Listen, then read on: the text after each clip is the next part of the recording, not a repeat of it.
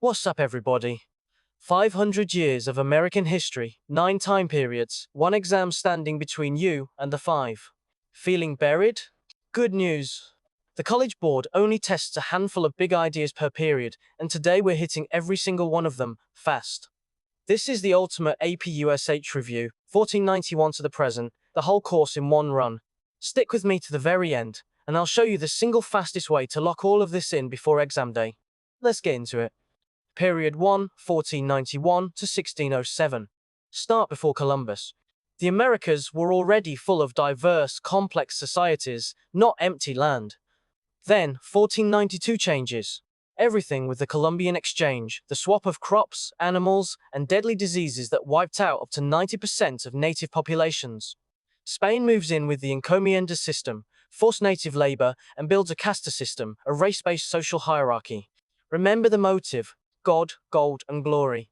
Lock that in, because conquest sets the whole stage. Period 2, 1607 to 1754, the colonies. 3 regions, number them: New England, Puritans, family farms, town meetings. The middle colonies, diverse, tolerant, the grain breadbasket. The Chesapeake and South, tobacco and rice plantations hungry for labor. That hunger matters, because after Bacon's rebellion in 1676, planters pivot from indentured servants to permanent racial slavery. It all runs on mercantilism, and the Great Awakening, an emotional religious revival, starts uniting the colonies. Hold on to that 3-region contrast. Period 3, 1754 to 1800. Revolution and a new nation.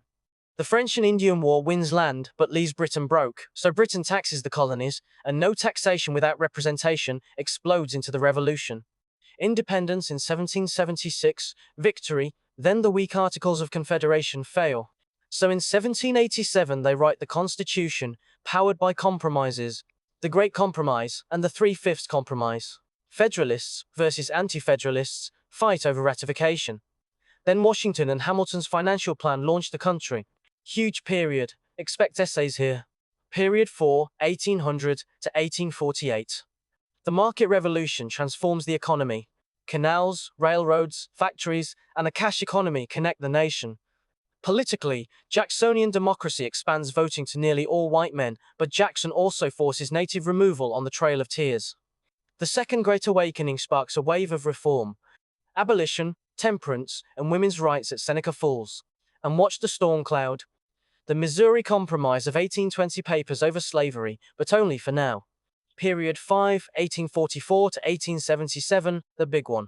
Manifest Destiny pushes the nation west, and every new territory reignites the slavery question.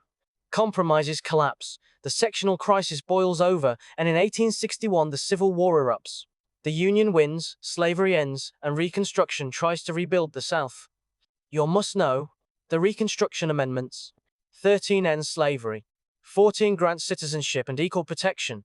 15 gives black men the vote. But Reconstruction collapses in 1877, and the promise goes unfulfilled. Period 6, 1865 to 1898, the Gilded Age. America industrializes at warp speed. Captains of industry, or robber barons, like Carnegie in steel and Rockefeller in oil, build massive monopolies. Workers fight back through labor unions and strikes. Millions of new immigrants pour into crowded cities. Out west, struggling farmers launched a populist movement demanding reform. And in 1896, Plessy versus Ferguson makes separate but equal the law, locking in segregation. Glittering wealth on top, deep inequality underneath. Period 7, 1890 to 1945, America goes global. Imperialism stretches US power overseas after the Spanish-American War. At home, progressives reform business, politics, and city life. World War I drags America onto the world stage. The Roaring Twenties boom, then crash into the Great Depression in 1929.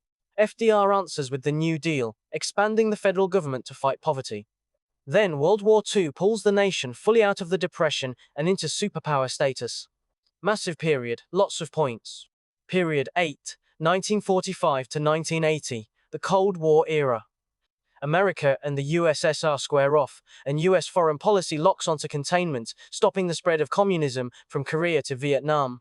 The Vietnam War splits the country apart. At home, The civil rights movement, led by figures like Martin Luther King Jr., dismantles legal segregation through landmark laws. And Johnson's Great Society launches a sweeping war on poverty. Rights expand, but so does division. Period 9, 1980 to today, the home stretch. Reagan ushers in modern conservatism, tax cuts, deregulation, and a military buildup. By 1991, the Cold War ends as the USSR collapses, leaving America the lone superpower. Globalization and the digital revolution reshape the economy and the world. Then 9/11 in 2001 launches the War on Terror, and the 2008 financial crisis rocks the nation. This is the world you live in now. That's all 9 periods done. Now the exam itself, because knowing the format is 3 points. Section 1. 55 multiple choice questions in 55 minutes, then 3 short answer questions in 40 minutes. Section 2 is the writing. 1 document-based question, the DBQ, in 60 minutes, plus 1 long essay, the LEQ, in 40. 4 parts, 2 sections, and the whole thing rewards pacing. Don't get stuck. Know this clock cold before you walk in. Here's the secret the College Board hands you. 8 recurring themes tie the whole course together: American and national identity, work, exchange, and technology, geography and environment, migration and settlement, politics and power, America in the world, American and regional culture, and social structures. Every question connects to these. Stop memorizing random facts, start sorting them into these buckets, and suddenly, 500 years of history actually clicks together. Real talk. The multiple choice is winnable, but the exam is decided in the essays. The DBQ and LEQ are where students gain or lose the most points, and they follow a strict rubric. A defensible thesis, specific evidence, and historical reasoning like causation, comparison, and continuity. Nail the formula, and you bank guaranteed points. I'm dropping a full writing guide where I break down exactly how to score every rubric point. Don't skip it. And that's the entire APUSH course, all 9 periods, the format, the 9 themes, and the essays. You just reviewed 500 years of history. But here's the truth I promised you. Watching is not the same as knowing. The single fastest way to lock this in is active practice, so head to AIM 5 and practice every unit for free, with instant feedback on every question. Links below. Now go get that 5. You've got this.